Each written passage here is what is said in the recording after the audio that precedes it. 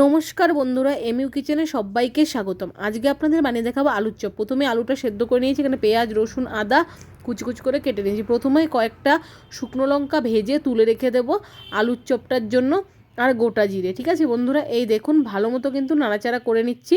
এরপর কিন্তু পেঁয়াজও দিয়ে দেবো কিছুক্ষণ পর। এই যে দেখুন পেঁয়াজটা দিয়ে দিচ্ছি, শুকনো লঙ্কাটা ভেজে তুলে রেখে তার সঙ্গে একটু গোটা জিরে। ঠিক আছে, এই দেখুন কুচনো পেঁয়াজ দিয়ে দিয়েছি। এরপর ভালো মতো কিন্তু নাড়াচাড়া করে পেঁয়াজটা রসুনটা আর আদাটা ভাজা ভাজা করে নেব। ঠিক আছে, আপনারা শুরু থেকে শেষ পর্যন্ত পুরো ভিডিওটা দেখবেন। এবারে দেখুন নুন দিয়ে দিয়েছি পরিমাণ মতো।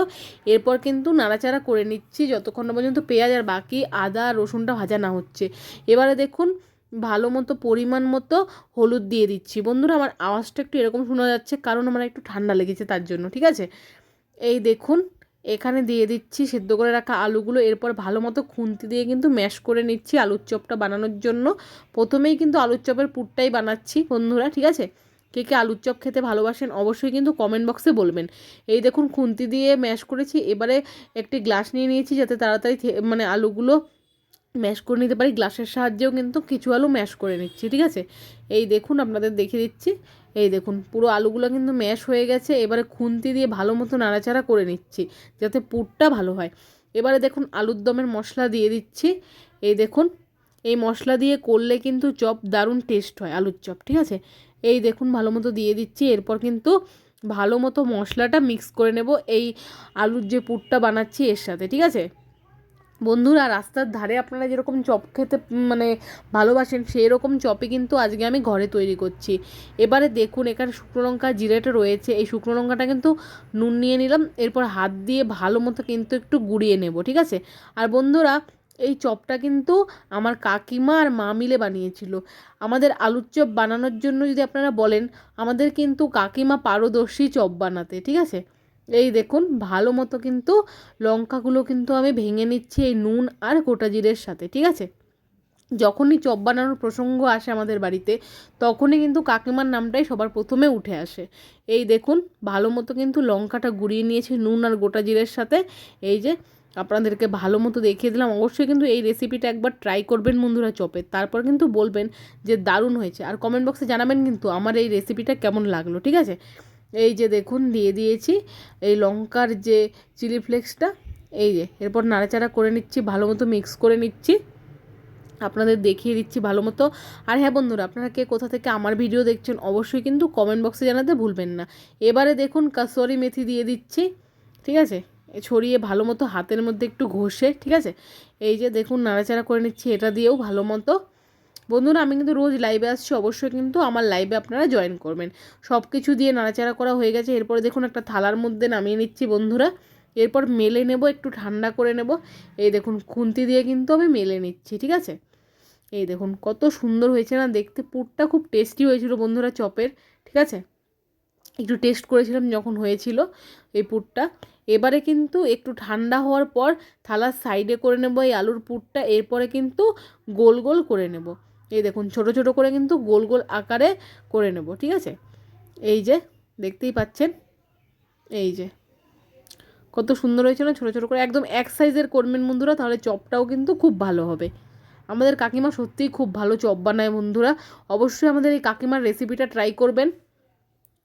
এই যে সবগুলো কিন্তু গোল গোল করে নিচ্ছি। চলুন এবারে বেসনটা ফেটিয়ে নেওয়া যাক। প্রথমেই দেখুন আমি নিয়ে নিয়েছি বেসন একটা গামলার মধ্যে। এরপরে পরিমাণ মতো কিন্তু বেসনটা নিয়ে নিচ্ছি। হ্যাঁ, এই চপ বানানোর ক্ষেত্রে বেসন ফেটানোটাই কিন্তু প্রধান। এখানে দেখুন খাবার সোডা দিয়ে দিয়েছি। এরপর পরিমাণ মতো নুন লঙ্কার গুঁড়ো দিয়ে দিয়েছি। এরপর কিন্তু ভালো মতো হাত দিয়ে সব কিছু মিশিয়ে নেব। এরপর আস্তে আস্তে করে অল্প অল্প জল দিয়ে কিন্তু বেসনটা ফেটিয়ে নেব চপটা বানানোর জন্য। ঠিক আছে, এই দেখুন বন্ধুরা, দেখুন ভালো মতো কিন্তু বেসনটাও ফেটিয়ে নিচ্ছি। শীতের দিনে গরম গরম চায়ের সাথে কিন্তু চপ খেতে ভালোই লাগে। আর বন্ধুরা, গরমে আসার দেরি নেই, গরম চলেই এসেছে, শীত তো প্রায় চলেই গেল। এরপরে আপনারা গরমের দিনে কী কী রেসিপি দেখতে চান অবশ্যই কিন্তু কমেন্ট করে জানাতে একদমই কিন্তু ভুলবেন না।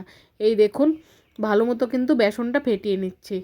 আস্তে আস্তে অল্প অল্প করে জল নিয়ে ভালো মতো বেসনটা ফেটিয়ে নিচ্ছি, তাহলে বন্ধুরা চপটাও টেস্টি হবে খেতে। ঠিক আছে, এই দেখুন ভালো মতো হাত দিয়ে ফেটিয়ে নিচ্ছি বেসনটা। এই যে আর একটু জল লেগেছিলো দিয়ে দিয়েছি। এরপর ভালো মতো এই দেখুন হাত দিয়েই কিন্তু এরপর বন্ধুরা এখানে বলি একটু চিনি অ্যাড করব, ঠিক আছে। চিনি দিলে কিন্তু বন্ধুরা চপের টেস্টটা একটু ডিফারেন্ট হয় আর খেতেও ভালো লাগে আর কালারটাও কিন্তু সুন্দর আসে, ঠিক আছে।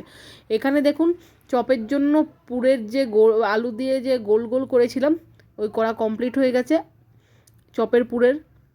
এখানে দেখুন এরপরে হাতে নিয়ে একটু মাঝখানে একটু তেপকে নিতে হবে, এই যে আপনাদের দেখিয়ে দিলাম এভাবে একটু তেপকে নেবেন। এবারে বেসনের গোলায় দিয়ে দিতে হবে, এই যে আপনাদের দেখিয়ে দিচ্ছি, এই যে এরপর বেসনের গোলার মধ্যে ডুবিয়ে ভালো মতো কড়াইয়ের মধ্যে দিয়ে দিতে হবে, ঠিক আছে। এই যে বন্ধুরা দেখুন প্রথমে আপনাদেরকে একটা দিয়ে দেখাচ্ছি, আবার আপনারা এভাবেও বানাতে পারেন।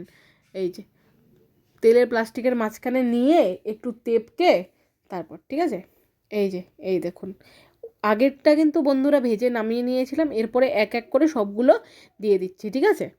এই দেখুন সবগুলো কিন্তু এক এক করে তেলের মধ্যে ছেড়ে দিচ্ছি বন্ধুরা।